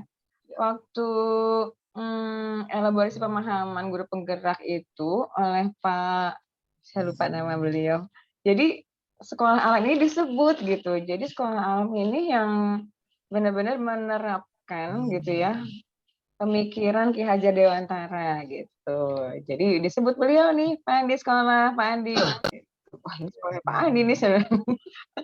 Oke ternyata ya itu ya. Jadi kita bisa belajar di sekolah alam, Sanggar Anak Alam. Saya masih ingat betul itu. Oke. Jadi ketika Dan ini kan yang itu yang menjadi rujukan ya, sebenarnya. Kemudian menjadi rujukan buat kami untuk apa ini ya waktu penyusunan Merdeka modul ya. ya waktu penyusunan modul PGP CGP itu kan yang kami juga ikut menyusun begitu. Nah, itu. Itu oke siap-siap. Jadi ya memang jadi ini ya. Itu tadi Pak Andi bagaimana pertanyaan di chat tadi? Kalau kalangannya macam-macam ya. Jadi ya masyarakat siapapun ya. Karena kami tidak ini ya tidak membatasi dari kalangan apa gitu dan juga selama kuotanya itu masih selama kuotanya itu masih ya makanya kami akan terima hanya berdasarkan kuota itu karena kami ini membatasi hanya satu kelas ini hanya 15 anak dengan 3 fasilitator per kelasnya.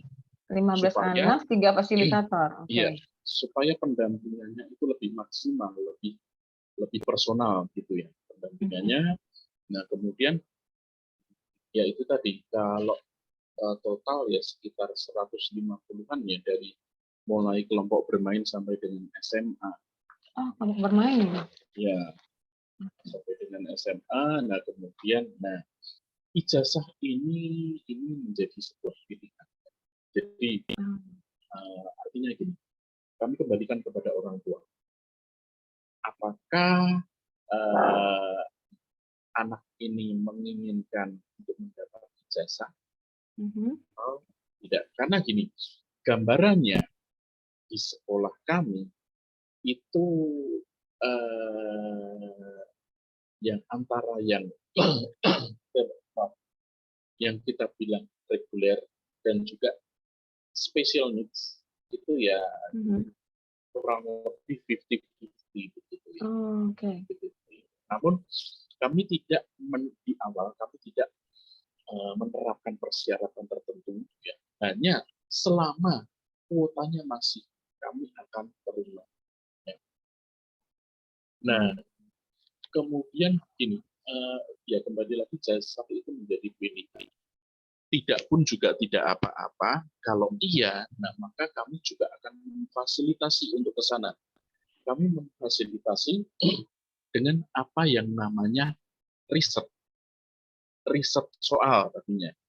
Kalau mungkin di sekolah lain itu adalah latihan soal, tetapi di tempat kami itu adalah meriset soal, yaitu mengkritisi soal.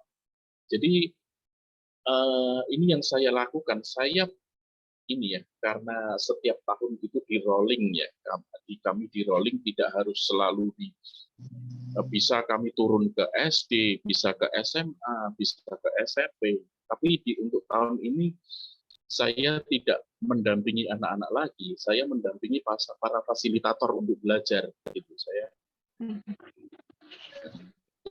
Saya sudah tidak pegang kelas lagi. Nah, itu sewaktu saya mendampingi anak kelas 9, itu saya pernah 3 kali. Jadi selama saya berada di Salam ini, itu kami meriset soal itu dari pengkodingan. Jadi hasil riset dari kelas 7 dan kelas 8 ya, itu kami strukturkan ke dalam subjek-subjek begitu ya, ke dalam mata pelajaran. Ini kira-kira hasil risetmu ini masuk apa?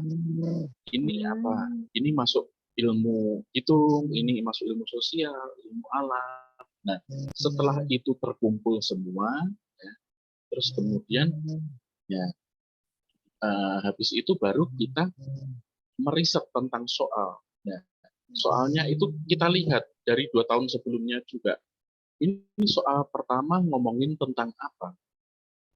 Soal kedua nomor 1 ngomongin tentang apa? Kita bikin daftar untuk itu. Nah, setelah itu terjadi, nah baru kita mengkritisi. Nah, ini ngomong tentang apa sih?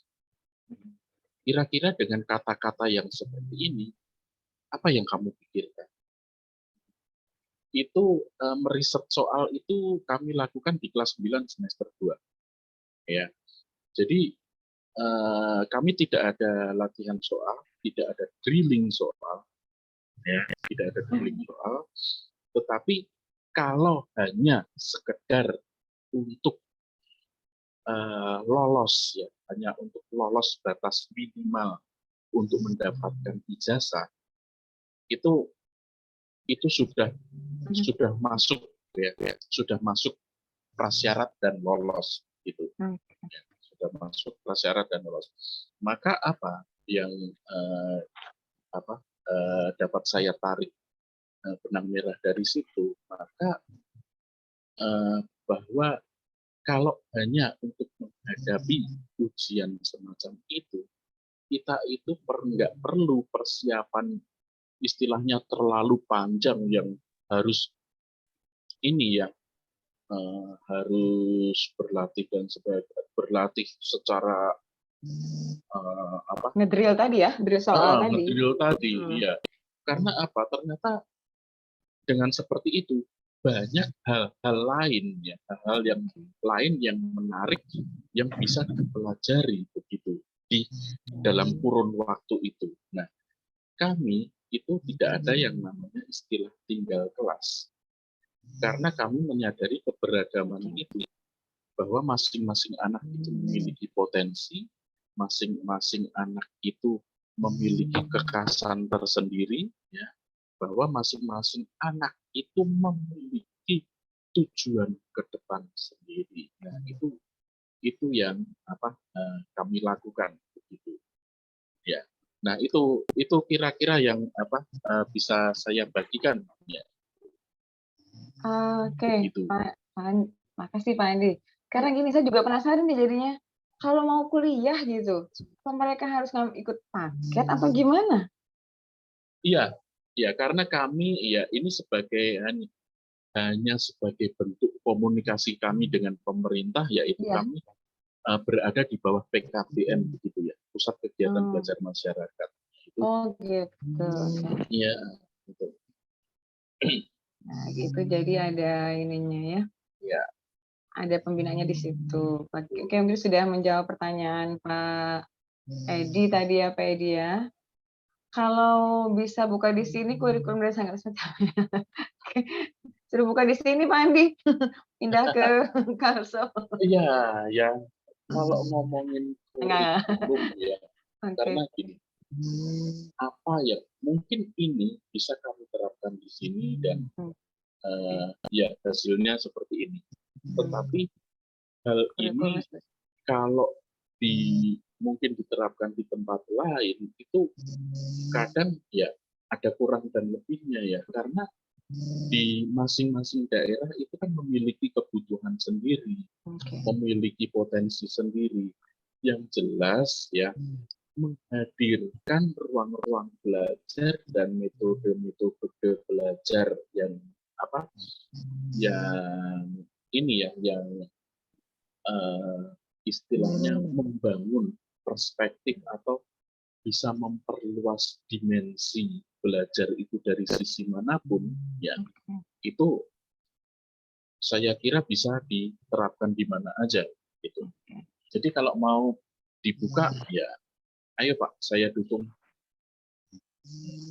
Kalau mau dibuka. Makanya itu tadi ya, Pak sudah memberikan apa istilah sekarang tuh skill kegiatan apa kurikulum di sana gitu ya Pak, kurikulum di Sanggar Anak Alam gitu. Jadi ya mungkin ada yang bisa sekolah pemerintah adopsi begitunya ya. Pastinya yang tadi disiplin positifnya bagaimana itu yang tanpa ancamannya itu ya, yang dari kesadaran anak gitu ya, yang guru itu memfasilitasinya agar terbangun bagaimana anak sadar bahwa itu kebutuhannya mereka harus disiplin. Kenapa nih? Apa perlunya disiplin? Apa konsekuensinya kalau nggak disiplin gitu kan ya Pak Andi ya? Oke, baik. Oke, nggak ada lagi nih. Oke, semangat katanya terus. Oke, ini Bu Nurul Huda, Ibu apa Bapak ya? Boleh deh saya undang ngobrol di sini. Bu Nurul apa Bapak? Nurul Huda. Biasanya Ibu sih ya.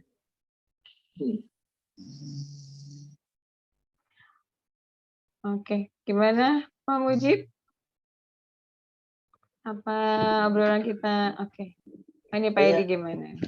Udah lewat ini ya. Kita rame nih, udah lewat setengah jam kayaknya. Oke, satu lagi nih ada Pak Edi nih. Apa kata Pak Edi ini sih waktu gimana? Yang jelas setiap tingkatan atau kelas yang disampaikan oleh Pak Andi tadi punya target kompetensi yang ingin dicapai. Apa seperti itu Pak Andi? Ya, kalau target itu kan target masing-masing ya, target masing-masing anak. Jadi bukan target masing-masing kelas begitu. Jadi dari perencanaan awal ini ketika kamu meriset ini nanti goalnya mau apa? Oh, sebentar Pak Andi, mungkin begini maksudnya. Dari setiap tingkatan itu ada acuannya nggak? Misalnya gini, kelas misalnya dari SD ya, anak harus bisa apa gitu, ada nggak gitu? Kelas 2 nanti anak harus bisa apa, ada nggak gitu? Oh, oke, iya, Nah, iya. seperti itu. Oke, ya, ada ya. Jadi itu Oke. untuk ini ya, untuk nanti sebagai ini aja, sebagai apa checker ya, checker tools ya. Jadi mungkin di kelas awal anak itu mengenal simbol huruf dan simbol angka, angkanya 1 sampai dengan 50. Nanti merangkai kata, misalkan tulis kalimat sederhana. Ya, capaiannya ya dimulai dari situ. Nah, sementara gini, karena pendampingan kami lebih personal ya, dan anak itu ada beragam, kami juga meyakini kemampuan mereka pun beragam. Kemampuan membaca dan mengenali huruf antara si A dengan si B belum tentu sama. Ya. Nah, maka kami tidak dapat menerapkan standarisasi yang sama untuk kedua anak itu. Ya. Bahkan ketika kalau dibilang ada ya yang ini ya kembar katakanlah, ya. Kembar yang satu dengan yang lainnya itu juga belum tentu dia akan sama. Lalu treatment ketika ada anak dengan spektrum autism, ya, dengan si A kita melakukan pendekatan seperti ini. Belum tentu pendekatan seperti ini bisa dilakukan dengan anak yang dengan spektrum autism yang satunya. Gitu. Jadi lebih kepada kemudian kita ini menggali lagi, kita lebih mengenali lagi kira-kira ya capaian ini sudah ini belum sih sudah sesuai belum ya. Capaian ini sudah sesuai belum atau si anak ini sudah bisa pada level ini belum. Ya kalau belum ya sudah kita ikuti saja semampunya dia gitu ya, semampunya dia. Nah, itu yang kami lakukan. Mungkin gambarannya seperti itu, Pak Edi.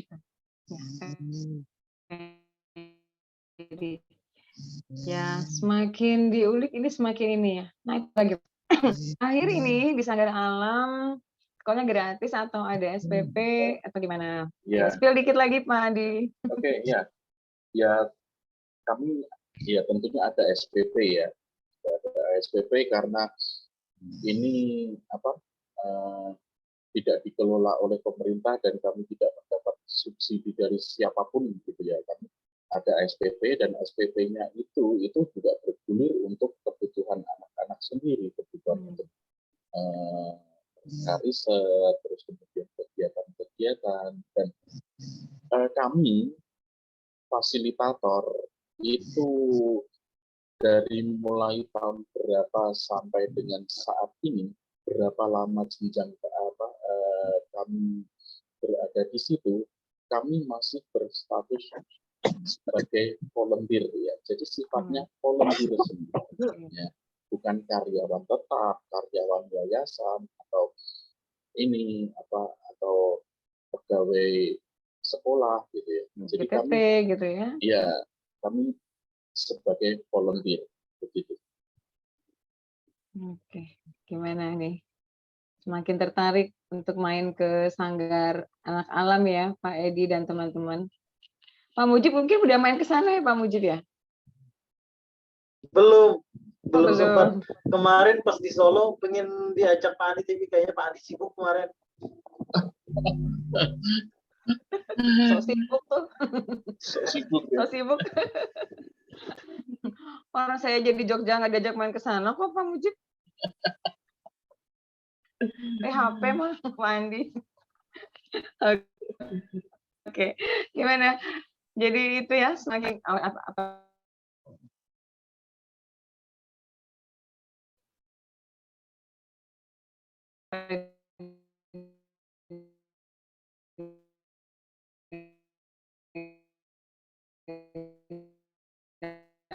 lagi ya. Oke, mudah-mudahan amin ya Pak Edi.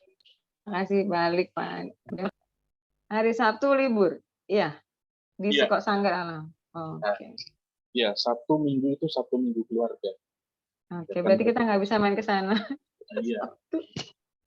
Hari Sabtu libur. Oke, berarti hari kerjanya sampai Jumat ya. Iya. Baik, saya pikir udah cukup ya obrolan kita. Sebenarnya bukan habis sampai di sini, tapi ini cuma waktu aja yang membatasi. Untuk ngulik lebih nanti disilakan, kita mungkin ada topik lain yang akan mengulik Sanggar Anak Alam gitu ya dari Jogja ini sangat menarik dan memang saya lihat ada di sebuah tulisan sekolah ini salah satu sekolah yang sudah terkenal di dunia ya Pak Andi ya. Udah ya well known lah begitu. Oke. Pak Mujib ada yang ingin disampaikan lagi? Cukup aja. Cukup ya. Pak Andi, I need your closing statement please. Bukan closing statement ya, tapi apa ya? Ya, oke deh, apa ya? Ya. Salam-salamnya. Oke, ya teman-teman, kalau kita berbicara mengenai disiplin positif itu adalah sesuatu yang dihadirkan melalui kesadaran dari dalam diri, bukan karena dari desakan orang lain, bukan karena tekanan, dan juga bukan karena ini hadiah. Jadi sebagai seorang pendidik ya marilah kita itu menjadi berusaha untuk menjadi cerminan supaya kita ini bukan diperlakukan sebagai tontonan, tetapi kita sebagai tuntunan untuk menuntun anak menuju pada kodrat lahir dan kodrat berkembang sesuai dengan suratan hidupnya. Terima kasih. Saya Andi, mohon maaf jika ada kesalahan dan masih terbuka sekali kalau teman-teman masih ingin berdiskusi lebih lanjut gitu ya. Dan terima kasih Mbak Lisna yang sudah memberikan ruang berbagi untuk saya. Terima kasih. Assalamualaikum warahmatullahi wabarakatuh. Salam dan bahagia. Assalamualaikum warahmatullahi wabarakatuh. Terima kasih banyak Pak Andi Hermawan yang sudah mau begitu mengisi berdiskusi, berbagi dengan kami di komunitas Guru Belajar Nusantara Tanah Laut.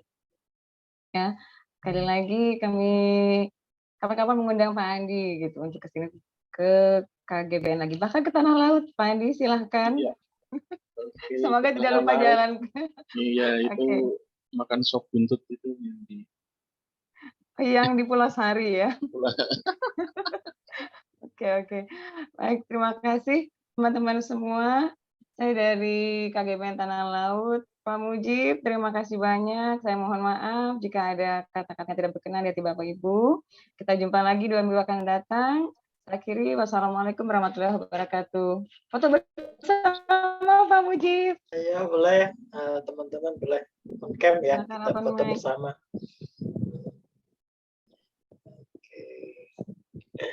Boleh nih, mau pose seperti apa nih? Siap-siap ya, Bapak Ibu. Oke, Pak Andri lagi jalan-jalan kayaknya. 1, 2, 3. Ya, siap. Oke, terima kasih. Oke, terima kasih. Sampai jumpa Bapak Ibu. Sampai ketemu lagi. Wah, di sana sudah hampir